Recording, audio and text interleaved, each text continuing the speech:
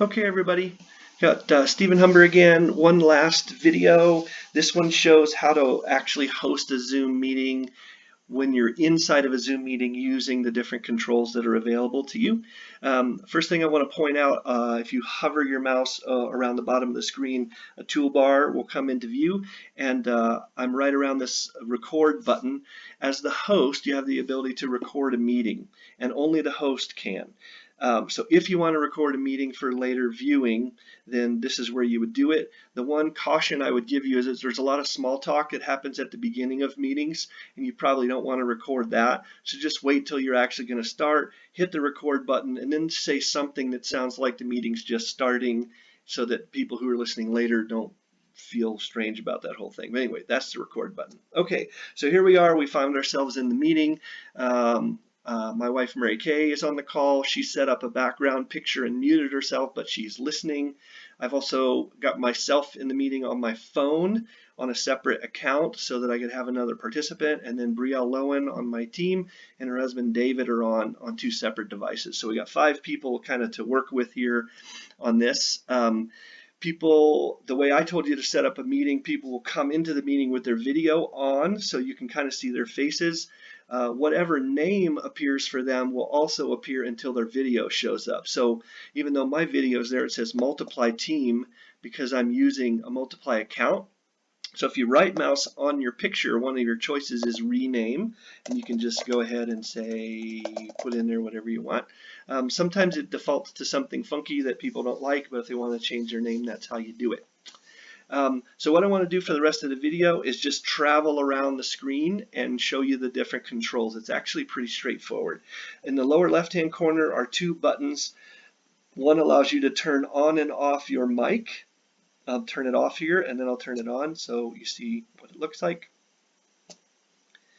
You just hit it one time, on and off. And then same thing with video. I can turn my video off by clicking, and then I can turn it back on just by hitting it one time, and then the video comes back. Also, by each one of these icons is a little up arrow. So if you look at next to the microphone, you click on the little up arrow, there's some choices there for choosing different microphones. Sometimes people want to use a separate speaker, and sometimes they want to use computer audio, and they get kind of confused about that. It's just helpful to know you can direct people to some controls here if they need them. An important one here is test speaker and microphone. That can be really helpful for you as a host when you come in ahead of time and you just want to make sure everything's working. That's where you could do that. And then same thing with the video. You can come in here. This is an important one to know about because sometimes people come on, and like with my Surface, I have a camera on the front and I have a camera on the back. And sometimes people come into a meeting and they've got the wrong camera and they don't know how to switch it to the other one, and you could direct them to this place where they could do that. So those are those 2 buttons. You don't, in the upper left-hand corner, you don't really have to worry about either of those things. If we come over to the right, it has a meeting timer. So we've actually only been on this for about 3.5 minutes so far, but the whole call's been going for about 40 minutes because we've been messing around with different stuff before we started the video.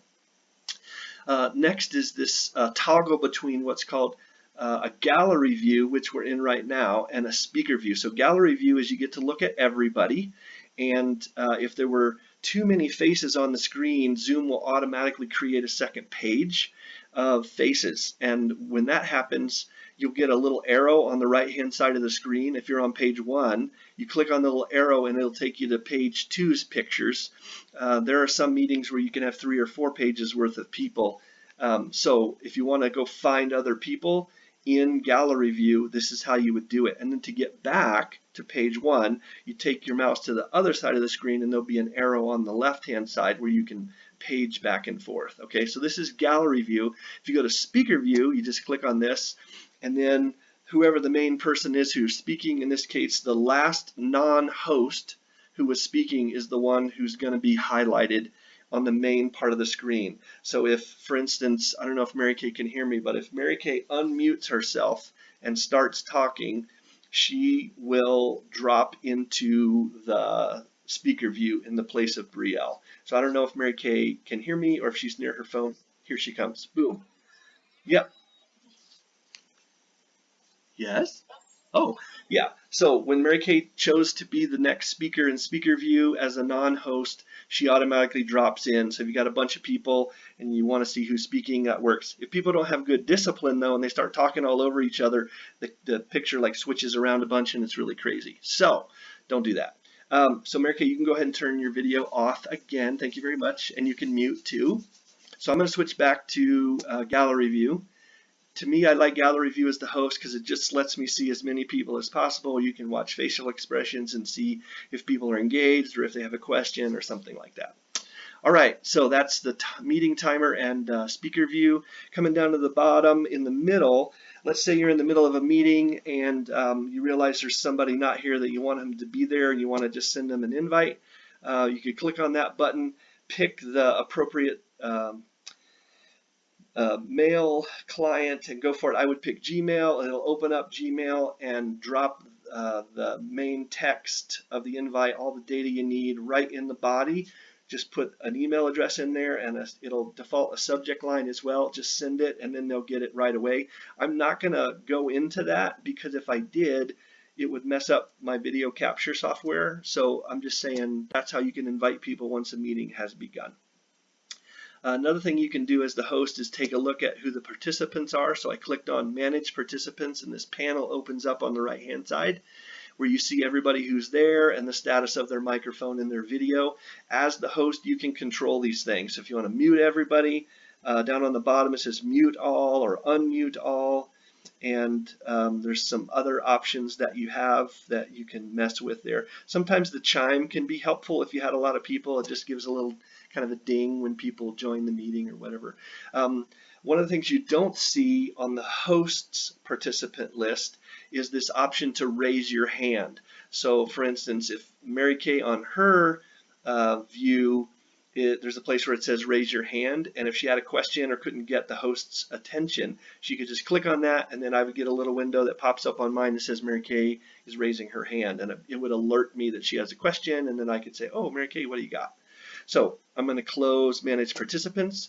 I'm going to skip Share for now, and I'm going to, yeah, I'll do chat here real quick. So Mary Kay, I don't know if you're still around, but I'm going to ask Mary Kay if she would just send me a quick chat message. If you don't, yeah, just send me a quick chat if you would, Mary Kay.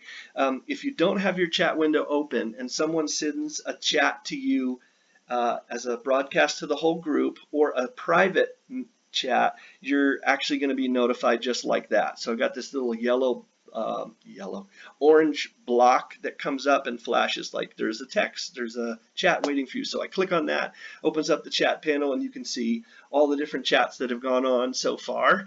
All I really want to point out about this is that there's two different ways that you can chat people. It defaults to everyone in the group. But if I click on that, I get an opportunity to actually choose an individual in the group where if I need to say something privately to somebody, I can do that here, but so can everybody else in the group. So Mary Kay could send a chat to Brielle if she wants to, and they can kind of have their side conversation. The only thing you want to be mindful of with this is that if you have been going back and forth between private chatting people and chatting to the whole group, you just want to be mindful before you hit enter that something you thought was private doesn't go to the whole group. That would be a little embarrassing. Okay, so I'm going to come back over here to the toolbar, click on the chat window, and it's going to go away. One of the last things I want to explain is breakout rooms, and this is pretty important for the host, especially because with online interactions, they can be such big groups that you want to be able to have just a more personal kind of interaction, and so you can break down into any number of groups that you want to. Within Zoom, you can have Zoom decide that for you. It'll say, based on the number of people, we'll have two groups, and I'll put 2 in one and 2 in the other, and then the host can choose where they want to go, or you can manually choose, or you can switch back. It's pretty flexible. So I'm just going to click on the breakout room now, and so I had previously set up 2 rooms with these 2 pairings in them, and I haven't decided what room that I'm going to go in.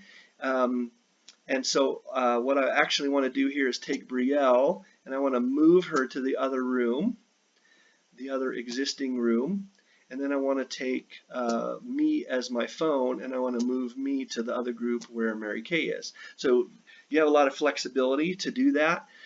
If I wanted to add another room, let's say some other people join and I need to have another one, I could do this. If there's remaining people that haven't been assigned and I click assign, if I click assign, it'll give me a list of people that I could assign, but right now there aren't more people. So this is all we have. I can also delete that room or rename it. So I'm going to go ahead and just delete it.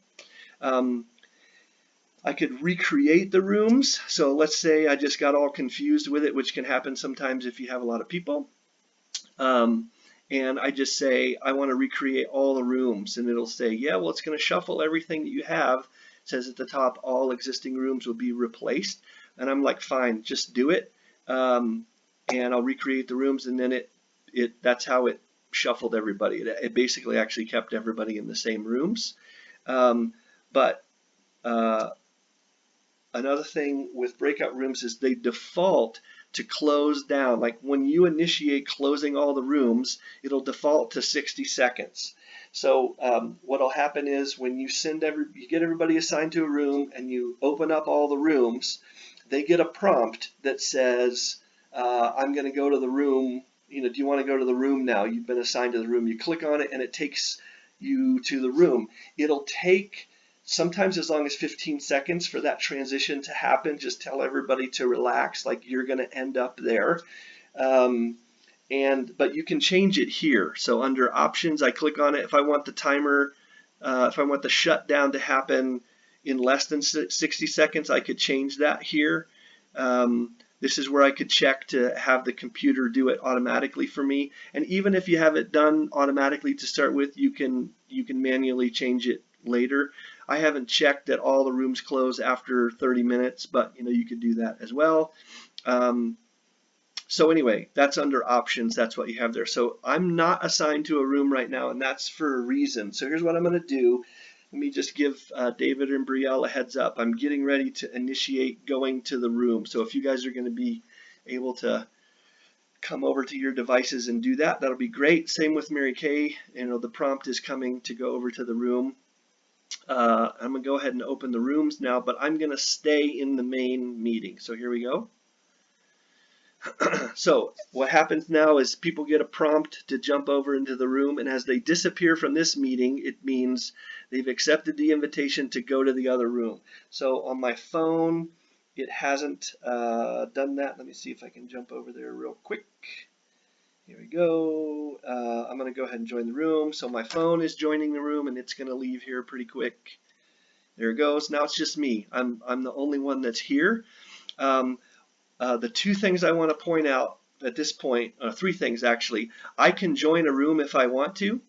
I can just click join and it'll take me to the room where Brielle and Mary Kay are. I can hang out there. I don't have to leave that room, but I can always open up this breakout room dialog box and I can jump to another room. So as a leader, if you just want to jump around the rooms and see how people are doing, you can do that. You don't have to leave the room. In fact, if you leave the room, it can be a little more complicated as the kind of the host. So, but you can jump around the rooms like that. That's one thing. The other thing you can do is this button at the bottom here, broadcast message to all. You can type a note here and it will go to everybody. So for example, how I might use this is, let's say we've got an hour-long meeting. We're going to take 10 minutes of introduction and then they're going to go to breakout rooms for 20 minutes and then they're going to come back together. And then the last half hour we're going to spend sharing about what the breakout rooms were like and spend some time praying together as a large group. So I would, if they're going to be in breakout groups for 20 minutes, I'm 10 minutes in, I might say 10 minutes, 10 minutes left. And I'm gonna, and I hit that, I sent that to everybody. They get a little pop-up that says 10 minutes left, and the timer counts down some more. Maybe I have 2 questions I want them to talk about, and so halfway through I might say, you're halfway done, try to move on to your second question, whatever. You can broadcast messages to them as often as you want. People can ask for help from a breakout room. I don't want them to do that right now, but they could ask for help of you, and you get a little prompt that says somebody in room 1 has a questions for you, and you can follow a prompt to join that room. And I mean, it's pretty cool technology. You can jump in and out pretty easily and communicate pretty well in those rooms. Okay, last thing, when I close the rooms, I initiate closing the rooms, and you see all breakout rooms will close in 60 seconds. That's what I set on the timer in options.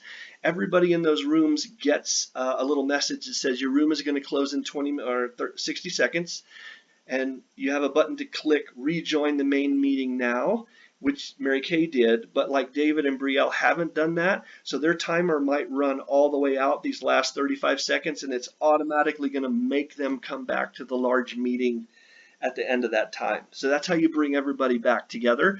You can go back into breakout rooms if you want, as many times as you want. You can change the order of the rooms. I will tell you this, it gets a little bit hairy being the host and doing the talking and also handling getting people into these rooms. So what you might want to do is have another person that gets assigned some host duties, and they can be the one who gets everybody in these rooms, or have somebody else do some talking for a while, and you as the host can set up these breakout rooms like while they're talking, because you don't want there to be a lot of downtime while you're trying to figure out what the rooms are going to be. I hope that makes sense. So you know, script it a little bit and think it through. Somebody's sending me a chat. Mary Kay says that the automatic works okay too. Well, that's good. I'm glad to hear that. All right, I'm going to close my breakout room dialog box. I'm going to shut the chat again. So the last thing I want to mention is there's this share button in the middle, and I don't want to talk too much about it because, again, my my video screen capture software doesn't like changing windows, but the share option is really cool. If let's say I have a PowerPoint that I want to share, or an image like a JPEG, or yeah, some kind of an image file that I want to share, or I can have that open separately, right? Just open it, and then when I hit share, a dialog box comes up and it lets me pick all the different things that are open. I can select that, and then I hit share, and everybody gets to see that on their screen at a pretty good resolution. There's also an option in share. Let's say there was like a YouTube video that you wanted to watch. You can, if you have that open, you can select that YouTube video, and then at the bottom of that share dialog box are two choices. One is to use the computer's audio, full audio, and the other one is to enhance the video quality to maximize it on everybody's screens. And so you can check that. So I've personally not done it, but you can like play a worship song through a share mechanism like that. I would highly recommend that you test that before you do it so that you're really comfortable with what that looks like, but it is possible to do. When you share your screen, you have some new dialogue buttons that appear at the top of your screen, and one of those is to stop sharing. And so anytime you want to come back to the gallery view or the speaker view, whatever you left, you just click on stop sharing and it brings you back. Okay, so I'm sorry I couldn't demonstrate the share, but it wasn't going to work with the video that I had here. So a little bit longer video for this one, but this is the one that was the real nuts and bolts of making a meeting work. I hope this is really helpful, and I hope you have some great meetings. I love you, and have a good night or day.